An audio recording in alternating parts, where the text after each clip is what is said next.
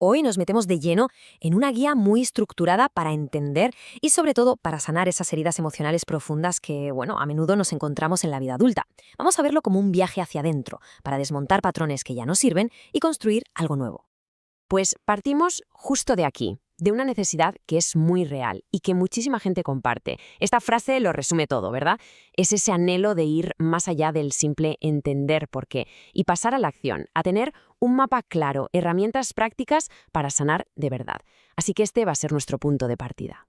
Lo primero, y esto es fundamental, es comprender que una herida emocional no es solo un mal recuerdo y ya está. Es algo mucho más complejo, una experiencia que se queda grabada en un montón de niveles de nuestro ser.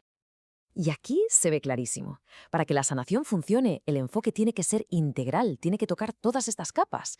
Porque la herida se guarda en el cuerpo, en el sistema nervioso, se manifiesta en la mente, con esas creencias que nos limitan, por supuesto en las emociones que saltan una y otra vez, e incluso a un nivel más profundo en nuestra identidad. Es que es imposible sanar una de estas capas si ignoramos las demás. Para poder liberarse de algo, primero hay que entender de dónde viene. El por qué es crucial. Y la clave, casi siempre, está en aprender a leer, a decodificar ese guión que se escribió en la dinámica familiar. A ver, en el origen de esa invalidación constante, de ese no sentirse visto o validado, no suele haber una maldad de película. Lo que suele haber es una profunda inmadurez emocional por parte de los padres.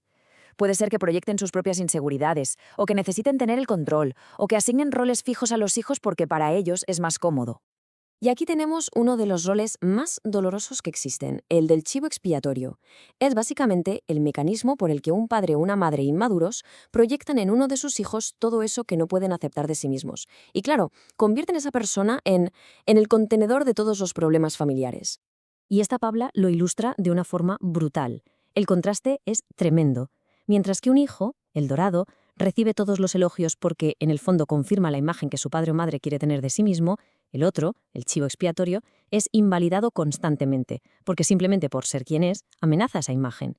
Esta dinámica es una fuente de injusticia y dolor enormes. Es que es importantísimo entender que estos patrones no aparecen de la nada. Muy a menudo son una cadena de dolor que se va pasando de generación en generación. La madre repite las heridas que sufrió por parte de su propia madre y así, hasta que alguien en algún punto toma la decisión consciente de decir hasta aquí, de romper el ciclo. Así que llegamos al punto crucial, la idea más liberadora de todas. La invalidación, el rol que a uno le tocó jugar, nunca tuvo que ver con el valor personal de quien lo recibía. Nunca. Es el reflejo de las heridas y de las limitaciones de la otra persona. Entender esto, pero entenderlo de verdad a un nivel profundo, es el primer paso para ser libre.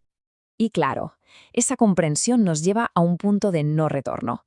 Es el momento en el que se deja de mirar tanto al pasado para empezar a tomar las riendas del presente.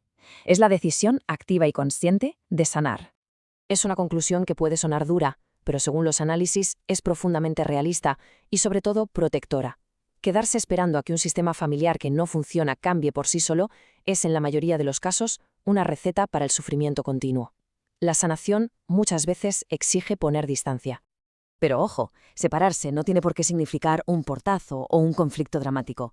Es, por encima de todo, un acto de autocuidado. Se trata de crear un espacio seguro, un espacio libre de esas dinámicas tóxicas, un lugar donde sea posible desaprender los viejos patrones y empezar a construir una identidad nueva, basada en la validación que viene de dentro, no de fuera. Muy bien. Una vez se ha tomado la decisión, la pregunta es ¿y ahora qué? ¿Cómo se pone esto en práctica? Pues aquí es donde entramos en la parte más concreta, un plan de recuperación paso a paso. Este plan de 90 días es una hoja de ruta muy clara. No es una varita mágica, sino un proceso. Empieza por lo más básico, estabilizar el sistema nervioso. Después se pasa a procesar las heridas, idealmente con ayuda profesional. Y culmina en lo más bonito, la construcción activa de una vida nueva. Es un camino progresivo, manejable. La primera fase es la base de todo. Se centra en prácticas que nos devuelven al cuerpo y calman la mente. El yoga nidra y la respiración son fantásticos para regular el sistema nervioso. Y luego la escritura y sobre todo poner límites claros empiezan a crear esa distancia psicológica que es tan necesaria para poder sanar. ¿Y qué pasa en los momentos de crisis, cuando una vieja herida se reactiva y parece que todo se viene abajo? Para esos momentos es vital tener un pequeño kit de primeros auxilios emocionales. Aquí 4 herramientas súper directas para gestionar esa activación, recuperar el control y, lo más importante, protegerse. Y con todo esto llegamos a la fase final, que para mí es la más inspiradora del proceso. Una vez que se ha estabilizado y procesado el pasado, llega el momento de la creación, el momento de construir activamente el futuro. Esta es la gran pregunta de la última fase. Es una invitación a explorar una identidad que ya no esté definida por los roles de el problemático o la buena, sino por los propios valores, los propios deseos, las decisiones auténticas de cada uno. Y lo bueno es que la construcción de esta nueva identidad no es algo abstracto, es algo muy práctico. Se basa en pequeñas acciones conscientes y repetidas. Cada decisión, por pequeña que parezca, que se toma desde la propia autenticidad, es como poner un ladrillo en la construcción de una vida nueva y libre. Y me gustaría terminar con esta idea, para darle una vuelta. ¿Y si el verdadero ser de cada uno estuviera ahí, esperando al otro lado de un guión que nunca eligió? Romper con ese guión no es solo un acto de sanar, es un acto de crear. Es la oportunidad de descubrir y de vivir, por fin, la vida que de verdad nos pertenece. Una que está esperando a ser escrita,